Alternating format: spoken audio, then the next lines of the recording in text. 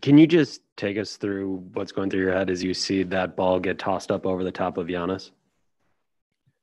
Yeah, I mean, their connection in the pick and roll game, their ability to make plays is very good. And Giannis just made a spectacular block, a spectacular play. His ability to cover ground and get to that point, get to the top.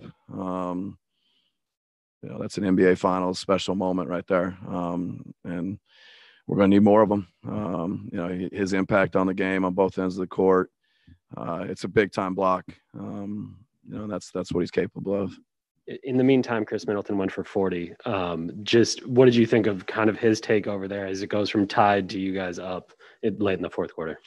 Yeah, I think you need somebody that can make those shots. He and Giannis in a pick and roll. Giannis setting great screens, and Chris, I thought he had some good looks, kind of early, and but then he just stayed with it, and credit for him. A lot of big, tough shots, and then the tough finish in transition. He was special. So a lot of good stuff from Chris, and defensively too. I think he's given us a lot on that end. So, yeah. Tim, you talk all the time about the work that Chris and Giannis have done over the past 8 years together to kind of build you guys to this moment.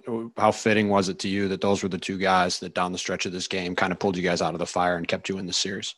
Yeah, no, I think, to see the conversation or the engagement between those two, and Giannis talking about what we wanted to do offensively. And, a lot of it comes down to just, getting Chris into a good spot and him being unselfish and then Chris delivering.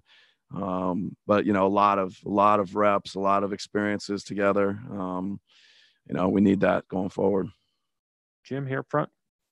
Hey, Mike. I guess pregame talked a little bit about Pat shooting. So he hits the corner three that puts you guys up. And then I think Devin Booker wanted that switch on Pat late, and then Pat with the contest. Could you just speak a little bit about those two plays and what they meant to? Yeah, no, I mean, I think, we were able to get a stop and, I think get a push up the court. They showed a crowd. They showed extra bodies on Giannis. He made a great read, great decision, great look by Pat. He makes it. And then defensively, his athleticism, his ability to kind of, get to a contest and, help us defensively. He's done it all year. And so, a couple big plays from Pat. Kind of along the same lines with Drew. I would imagine this might have been one of his more frustrating games. We'll ask him that later, but to rebound and then to kind of work with Giannis to have that turnover late as well. Mental toughness there, I'm guessing, for his part to not sort of lose it there. Yeah, no, I think, this is kind of a mental toughness win for us. I think both teams are scrapping, and, I thought Drew made several winning plays late. The steal, I thought he came up with a big defensive rebound in traffic. He came up with a big offensive rebound.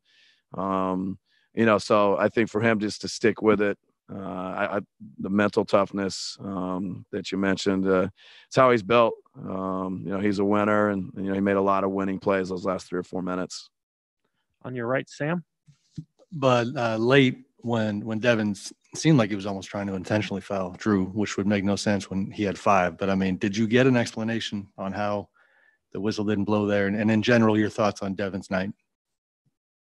Yeah, I guess I'll go the first one. I think, there was just a little bit of a mix-up. I think they called the foul a little bit earlier on somebody other than Booker. So I think there was a little bit of confusion, just in general, both, the players and I think Booker just went to the bench, thought he had fouled out, and the foul was on somebody else. There's a little bit of, like I said, confusion, mix-up.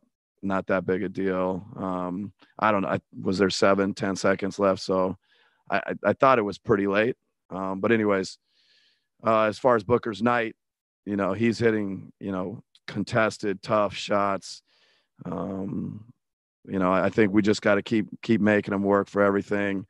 Maybe we were able to get a couple stops late, but he's a heck of a player. Bounce back game from him, which is exactly what we expected.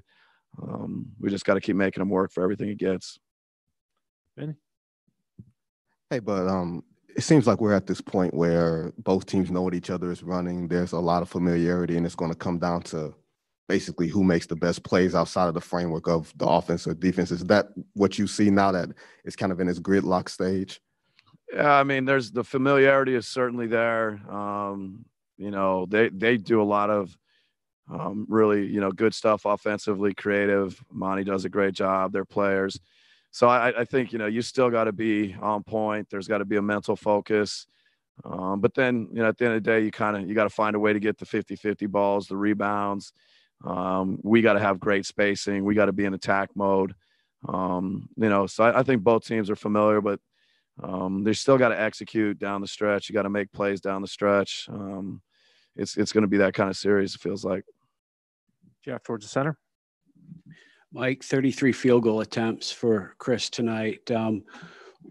What was happening offensively for you guys, and then maybe defensively on the other end that allowed him to, you know, take so many shots? And did you notice early that was going to be the kind of game that was needed, 33 attempts from him? No, on the early part, you know, I did think that, you know, he got a couple good looks. We in general got a couple good looks. And you know, it's always, you feel like you want to convert those. And then he just got, you know, he stuck with it.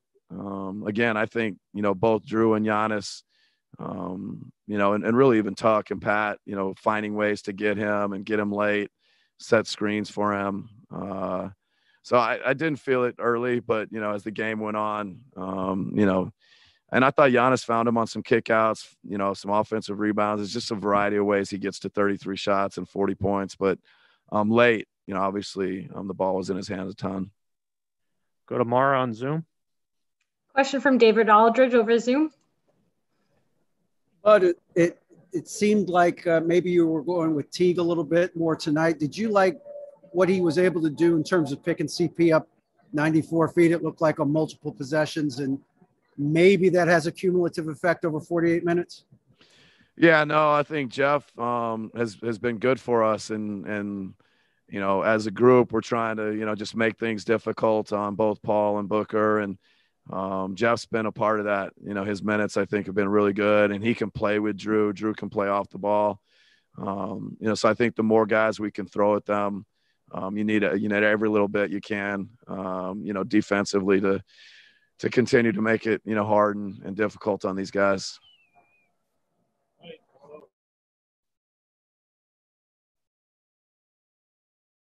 You have one more on Zoom? We'll go over to Davide. Hey, Coach, going back to Chris, what do you think makes him an all-star and a player capable of being decisive in a game, in a finals game? I mean, there's so many things, Chris, you know, to be, you know, playing at the level he is and, you know, delivering for his teammates. It's a long laundry list, you know. But I think the care factor is off the charts. He wants to win. You know, he's obviously a great shooter, great passer, playmaker. I think he makes, you know, winning plays on the defensive end. He's just, you know, he's an all-around good player.